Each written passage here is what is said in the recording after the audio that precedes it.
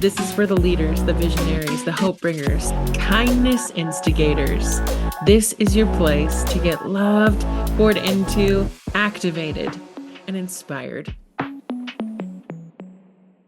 Good morning. Welcome to Fireside Friday, June 27th. And if you're here with me in the Zoom room, you know that we started later today. Thank you all for shifting with me. I just had a later evening last night, and actually the theme of our call today, it's kind of nice.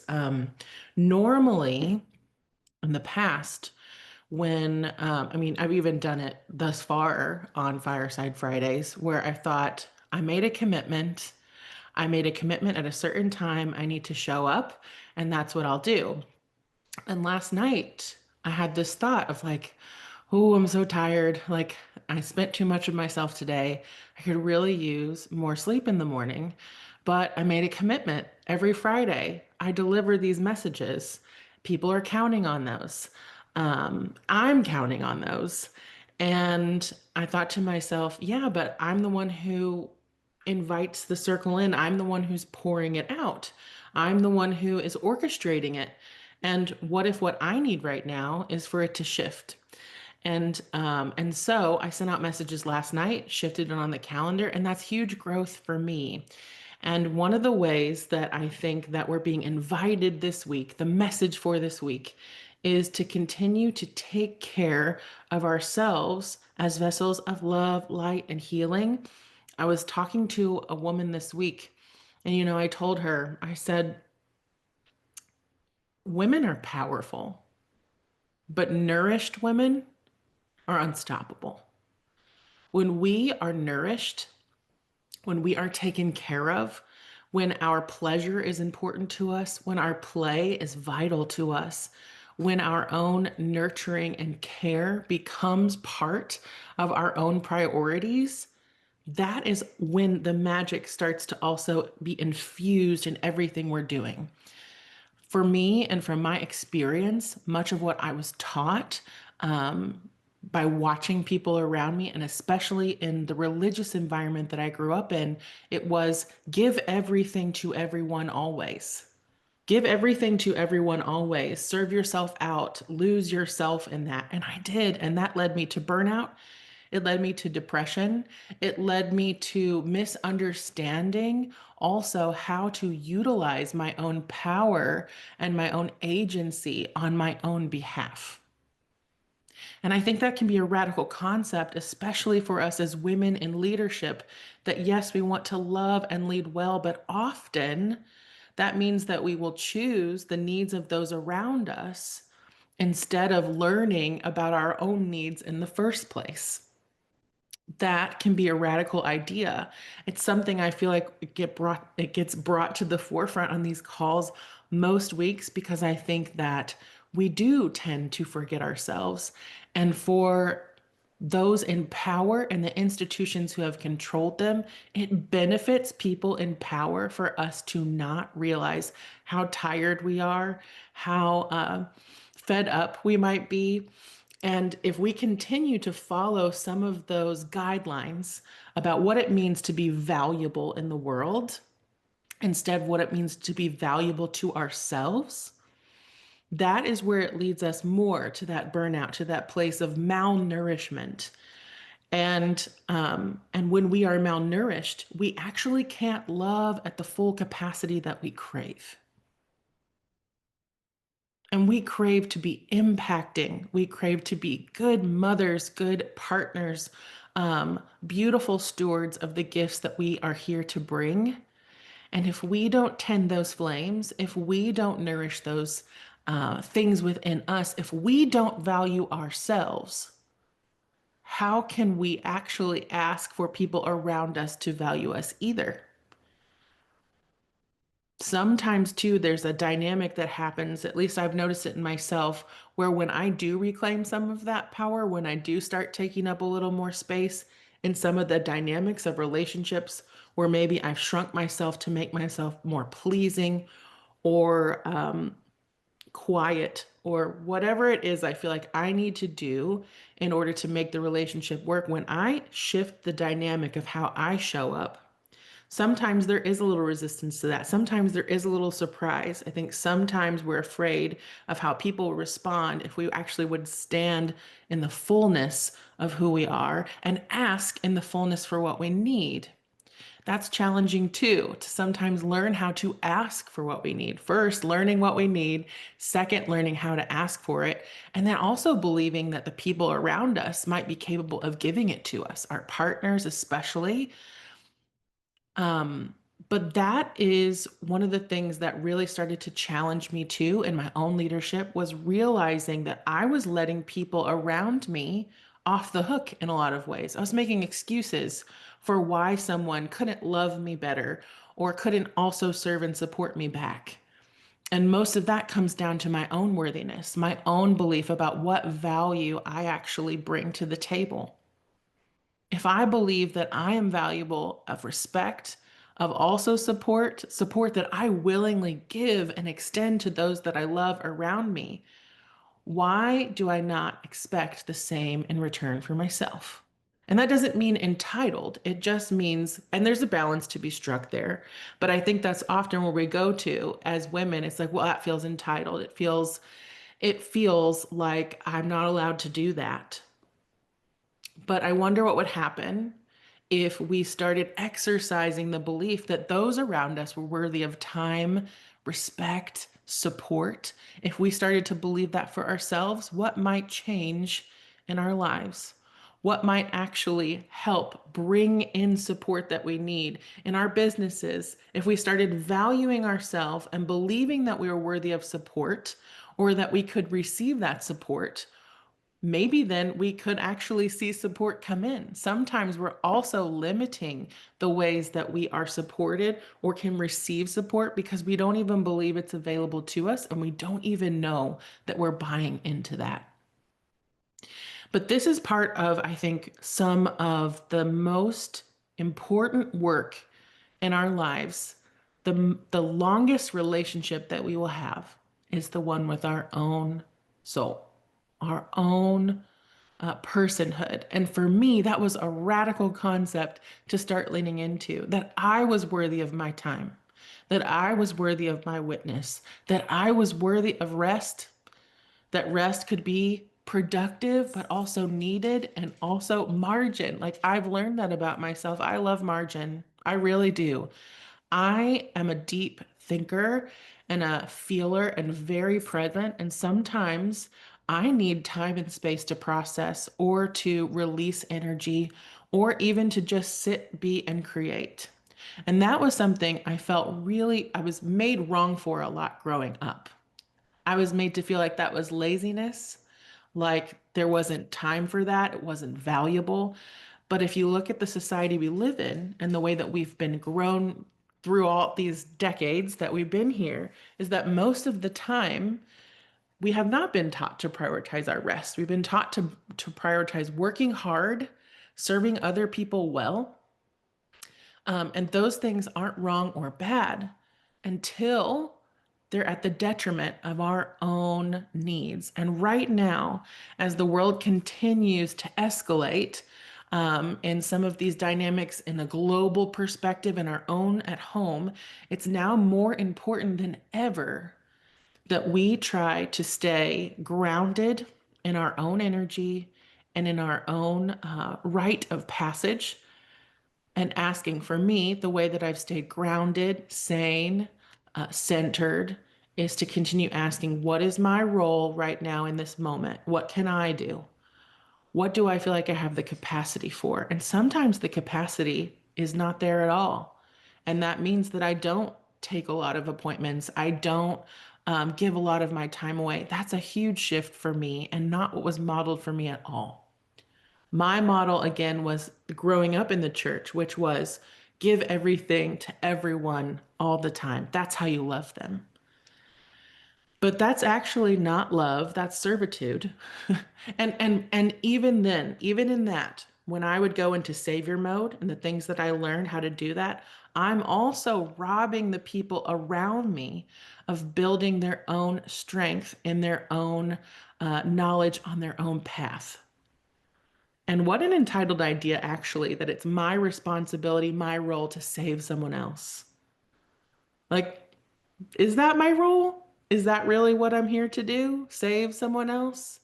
Maybe here to love someone else, but that doesn't, what does love ask of me in this moment?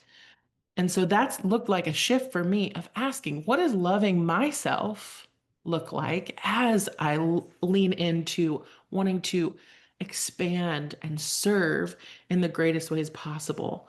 To use my gifts, to use my talents, to use the energy and the desires on my heart to intentionally love in deeper, wider, more impactful ways has meant that I had to get down into the soil of my own life, to be in relationship with me, to be in communion with myself.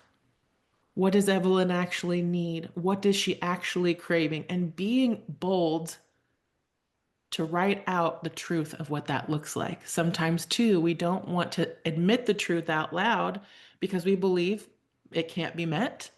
Maybe we'll never see it. Maybe we've never seen it modeled.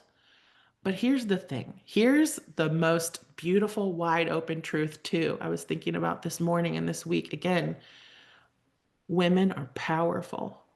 Nourished women are unstoppable. Think about the women in your life. Think about you and yourself. How many odds and obstacles you have come up against, things that did feel insurmountable. They felt like you could not get through it. There could not be a solution or a way forward, and you found it because you're a woman. There is this magic, this vitality, this great, big, wide open expanse because you are a woman.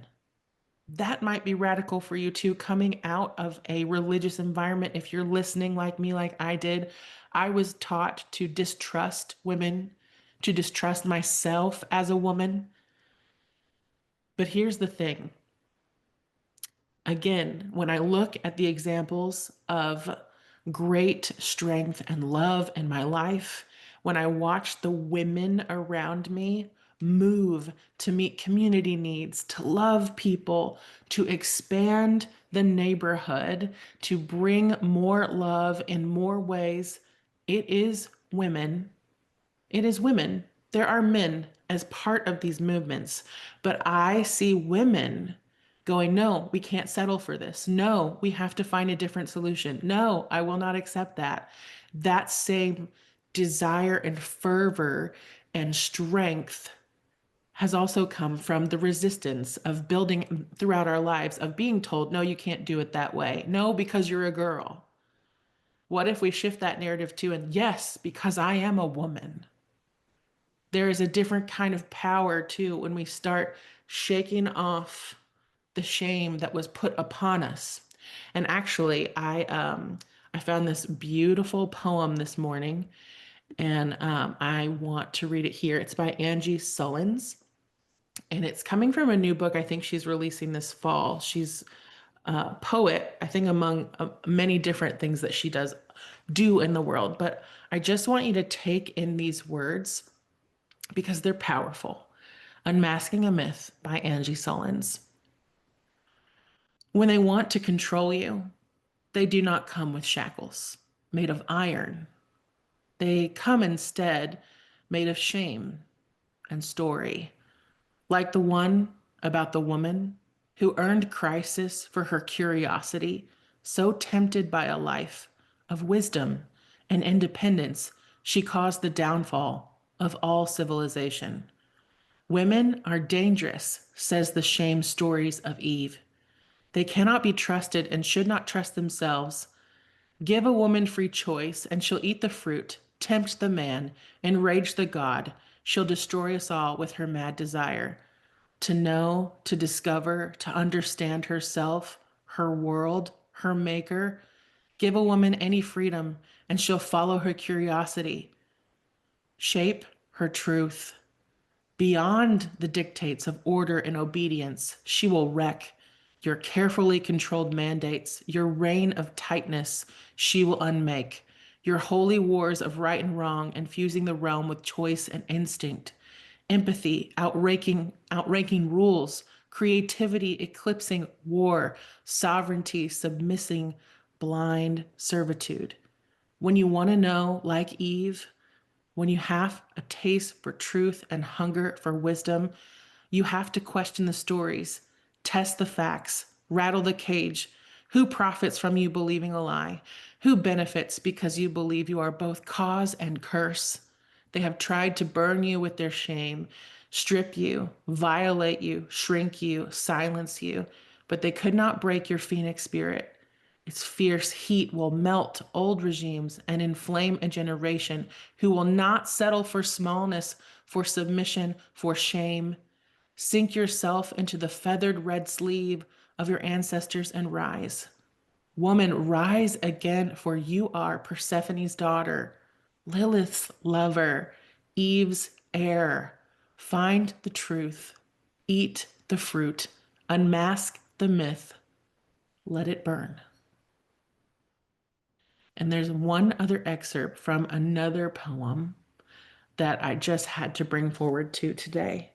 It says, "We are the daughters of the silence you tried to keep. We are the harvest of your forgetting. We are the resurrection of fire. We have returned not to haunt, but to reign. We have returned not to haunt, not to want for our needs. Our needs will be met if we ask for them. That's biblical too.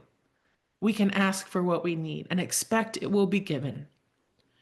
We can believe in the wild possibilities of the things that we want to see come true in this world, for the earth, for her healing, for the ancestors, for the beings, for the souls, for the animals, for all of us. There's room for all of us. That also, in my perspective, is also uniquely feminine. The relationship, the wide possibility that you crave in your work is meant for you. You are meant to bring a different way forward. Believe in it. And stay close to people who make you feel like that possibility is real. People who are fighting, becoming, leaning into a wider possibility for love, healing, knowing. Stay close to them. Ask for what you need. You are a daughter of Eve. What a powerful, powerful sentiment if we will claim it. That shame is not meant for us. We were meant to be expanded, bold with promise, possibility, wonder, love. All of these things are available even when the odds look like, how will we ever surmount them? Even when it feels dark, even when we're tired, take rest, nourish yourself. The work that you are here to do is yours, and you get to wield your power and wield your energy exactly as it feels most effortless to you. You get to breathe and move into that. If it's not the system that you want to be living inside of, change it. We change it. We change it each and every day with each and every choice. Keep showing up in the boldness of who you are. All right, our card for today. I never pulled this card from this deck, so it was exciting. Shaman, trust in higher forces. This comes from the Angels and Ancestors Oracle cards. Trust in your angels, guides, and ancestors. If you have given your power away, claim it back. On the inner planes, all of the shamans of time gone by are helping the human race to understand the complexities of life and the needs of Mother Earth. Many are working as spiritual guides to light workers and light warriors. The shaman card brings the energy of your shaman guides to you. Shamans believe that when there was illness or disease, it was because a person's power had been left behind somewhere or a negative pattern had installed itself in them. In trance, they would travel to the underworld to recall the power and remove the demon. If this card comes to you, it's because you need to do some release work with lower energies or with your lack of trust in the spiritual energies that are guiding you. The shaman will aid you in your quest. There are spiritual allies working in your favor, and their miracles will unfold much more easily when you move into a state of trust. So call back your power and stop allowing external forces to divert you from the miracles you deserve. Hand over all of your concerns to your spiritual allies. When you do so, you allow them to send your intuitive guidance and messages, to send you intuitive guidances and messages that will allow you to correct the situation and come out on top. The shaman card also shows that you have shamanic potential to move between the realms and connect with your guides in an extremely personal way. You are supported. Ask for what you need. Release the beliefs that are keeping you hostage, that are keeping you in a belief or a place that you have, um, that you don't know the answers. Maybe you don't have clarity right now. Maybe there is something that you feel like you're reaching for or beyond you. Trust that in time, those things will be revealed to you, and take this one step at a time. Whatever you're walking through, whatever you're facing, whatever you may be looking on. I feel like right now, this week too, there's been a huge theme of just fatigue, feeling like we're up against some insurmountable odds. But again, who benefits from that story? That love can't win. Who benefits? Because I do believe that love will always win. And that means that we choose it each and every day. That means that we continue to believe in possibility over cynicism. That's a choice. That we continue to, again, believe that we're worthy of our own time, our own witness, our own love, our own nourishment. Remember, remember, women are powerful. Nourished women are unstoppable. Go and nourish yourselves this weekend. It's been such a gift and a privilege to be here with you. I love you so much. I'll see you next week.